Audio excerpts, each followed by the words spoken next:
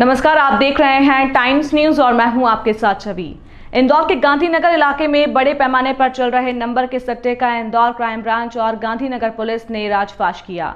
सट्टे में शामिल 30 से अधिक मोबाइल, 19,000 से अधिक पर्ची आरोपी सहित पुलिस ने 10 आरोपियों को पकड़ा है। आरोपियों द्वारा ये पूरा सट्टा मुंबई और प्रदेश के कई इलाकों से लिया जाता था और उन्हें फोन द्वारा दूसरी जगह खेला भी जाता था।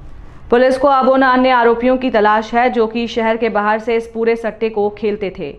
डीसीपी आदित्य मिश्रा के अनुसार गांधीनगर थाना क्षेत्र पुलिस को लंबे समय से सूचना मिल रही थी कि कुछ आरोपी इलाके में रहकर अवैधानिक सट्टे का काम कर रहे हैं, जहां पर पुलिस ने मुखबिर की सूचना के बाद जब छापा मारा तो उन्हें सैकड़ों की संख्या में मोबाइल, कैलकुलेटर और सट्टा पर्चियां, जब सूचना पर पुलिस द्वारा आरोपियों से पूछताछ की जा रही है। पूरे सट्टा कांड का मुख्य आरोपी राजेंद्र प्रसाद मिश्रा मौके से फरार हो गया और उसका साथी कमल तेल भी पुलिस की गिरफ्त से बाहर है। पुलिस द्वारा दबिश के दौरान विशाल राठौर, देवी सिंह, राजेश मंडोरी, शाहिद खान, कन्हैया लाल राठौर, बेनी प्रसाद, दिलीप तंवर, विकास परमार, जितेंद्र सेन, रमेश को गिरफ्तार किया है। डीसीपी आदित्य मिश्रा की माने तो सभी मोबाइल की डिटेल के साथ अब आरोपियों के बैंक खातों की डिटेल निकाली जा रही है, जहां इन बैंक खातों को जल्द सीज भी किया जाएगा। वहीं इन मोबाइल को जल्द साइबर शाखा में भेजकर इनमें आने वाले सभी मोबाइल की डिटेल के आधार पर आरोपी की संख्या और बढ़ सकती है। इसमें काफ़ी समय से हमें सूचना मिल रही थी कि बड़े पैमाने पे जो नंबर का सट्टा होता है, कल्याण, मधुर और अन्य जो लाइनें चलती हैं, जो बॉम्बे से पूरा संचालित किया जाता है, उसमें बड़े पैमाने से लोगों के द्वारा पैसा लगाया जा रहा है। इसमें पिछले 6 महीना पहले भी एक कार्रवाई हुई थी जिसमें जो एक मुख्य आरोपी का नाम आया था मनोज तेली, उसके घर पे दबिश भी दी गई थी, परंतु उस समय कुछ एविडेंस हाथ में नहीं लगे थे जिस कारण से उस पर कार्रवाई नहीं हो पाई थी।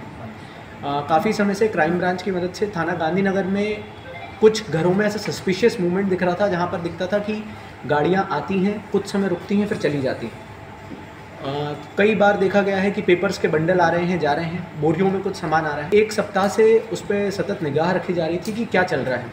पहले ये शंका ध्यान रखा जा रहा था, पर फिर जब धीरे धीरे पता चलने लगा कि जब वहाँ से हमने PSTN डेटा उठाया तो उसमें जो नंबर आना शुरू हुए, उसमें बॉम्बे के बहुत सारे नंबर दिखना शुरू हुए। तो इसे समझ में आया कि जो बॉम्बे से सट्टा संचालित होता है उसके कुछ नंबर्स भी इसमें आइडेंटिफाई हुए थे। उसके बाद फिर दबिश देकर जब वहाँ पर पता चला कि सारे जो एविडेंस हैं जो कि बहुत इंपॉर्टेंट होते हैं किसी भी केस को प्रोसिक्यूट करने के लिए, उनकी मिलने की संभावना है, तो उसमें फिर दबिश डाली गई थी।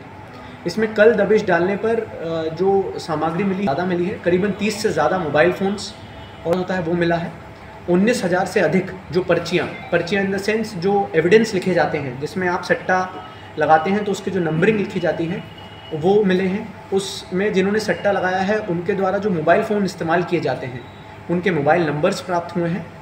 इसमें 3 जो मुख्य आरोपी जो यहाँ से संचालित करते थे और जो पैसे का पूरा लेन देन करते थे, उसमें मनोज तेली एक हैं कमलेश उर्फ गोलू राठौर और एक नाम है मोहन राठी, जिन्होंने एक घर किराए पे दिया हुआ था और इसमें अवैध रूप से संचालित करवा रहे थे। इन तीनों के लिए भी टीम्स लग चुकी हैं और जल्दी ही इनको भी गिरफ्तार किया जाएगा। इसमें मुख्य बात जो सामने आई है कि क्योंकि लगातार पुलिस इंदौर में जो लोग सट्टे के लिए एक्टिव थे उन पर कार्रवाई कर रही थी, तो आरोपियों ने लोगों को ज़िले के बाहर से लाके उनसे ये संचालित करवाया। इसमें जो आरोपी हैं वो कुछ धार जिले के हैं, कुछ आरोपी उज्जैन के हैं, कुछ आरोपी राजस्थान में झालावाड़ ज़िले के हैं और कुछ लोग इंदौर के हैं।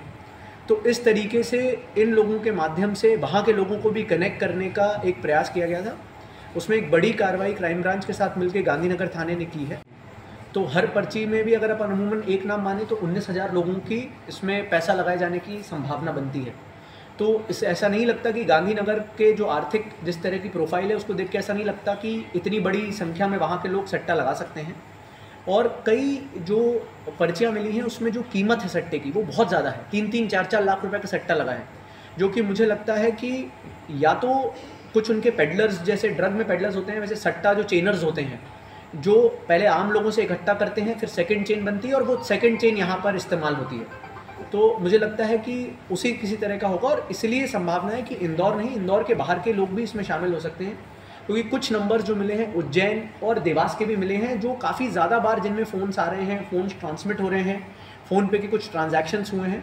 तो ये कहना ठीक नहीं रहेगा कि सभी लोग गांधीनगर से ही ये चल रहा था, पर गांधीनगर में इन्होंने अपना हब बना रखा था, कुछ फ्लैट्स इन्होंने किराए पे लेकर वहाँ पर ही संचालित कर रहे थे। सर इसके अलावा एक और सवाल था कि ये जो गांधीनगर को इन्होंने कुछ टोल के साथ कई क्षेत्र हैं जहाँ पर इस तरह से तो काफ़ी दिनों से जैसा कि बताया जा रहा है 6 महीने पहले तो वहाँ पर रेड थी, किन कारणों के चलते है?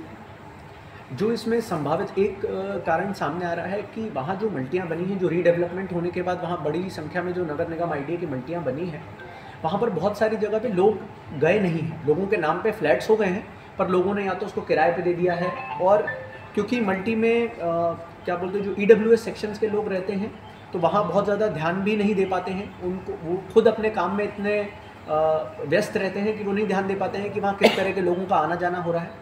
काफ़ी बड़ी संख्या में छोटी सी जगह में लोग रहते हैं, तो निगाह नहीं पड़ पाती। किसी और जगह पे अगर आप देखेंगे कि गाड़ियों का बार बार मूवमेंट हो रहा है, किसी और सोसाइटी में ऐसा हो रहा होगा, तो मुझे लगता है कि वहाँ के लोग ही शिकायत करेंगे कि सब इस घर में बहुत ज़्यादा अधिक गाड़ियाँ आती हैं, रात रात में गाड़ियाँ आ रही हैं।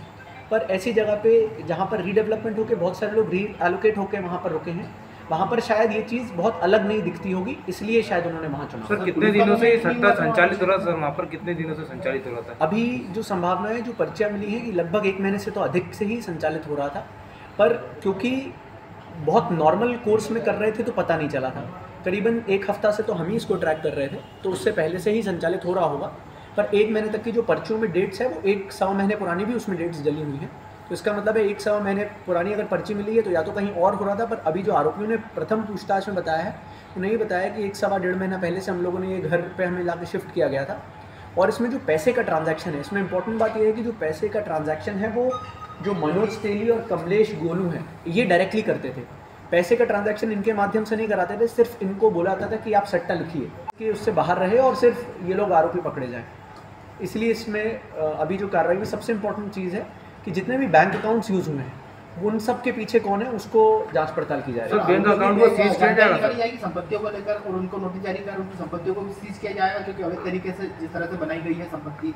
बिल्कुल हो सकता है कि यहाँ पर लॉ क्लियरली कहता है कि अगर आप अवैध किसी धंधे से या क्रिमिनल एक्ट से कोई संपत्ति आप अर्जित करते हैं, तो वो भी क्रिमिनल संपत्ति मानी जाती है। इसमें लॉ बिल्कुल क्लियर है।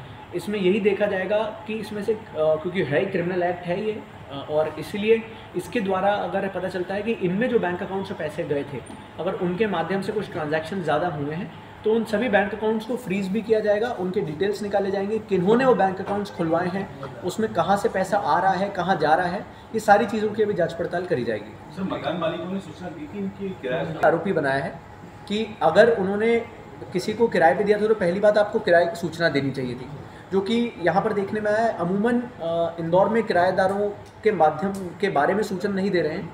इससे मुझे लगता है एक बड़ा जागरूकता अभियान चलाना बहुत आवश्यक है, और जिन मकान मालिकों के द्वारा जागरूकता अभियान के बाद भी नहीं जा रही, उन पर FIR करना भी बहुत ज़रूरी है। तभी इस चीज़ को बहुत कड़ाई से पालन किया जाएगा, वरना लोग मल्टियों में देखा जा रहा है कि अमूमन अपने घर किराए पे देके कहीं और रहते हैं, और जो किराएदार होता है फिर वो किसी भी तरह की अवैध गतिविधियों में संलिप्त पाया जाता है। कभी बड़े ऑपरेशंस करने के लिए कभी कभी मैं पर्टिकुलरली लोकल पुलिस को इन्वॉल्व नहीं करता हूँ, जिससे कि पूरी तरीके से ये क्लियर हो जाए कि कोई संलिप्तता तो नहीं थी। पर अभी जितने भी इनके कॉल डिटेल्स और वो चेक किए हैं, ऐसी कोई भी चीज़ सामने नहीं आई है कि किसी ने जानबूझकर या उनके संरक्षण में ये चल रहा हो। टाइम न्यूज़ देखिए अब आपके मोबाइल और स्मार्ट टीवी पर लाइव प्ले स्टोर से डाउनलोड करें टाइम स्मार्ट टीवी ऐप।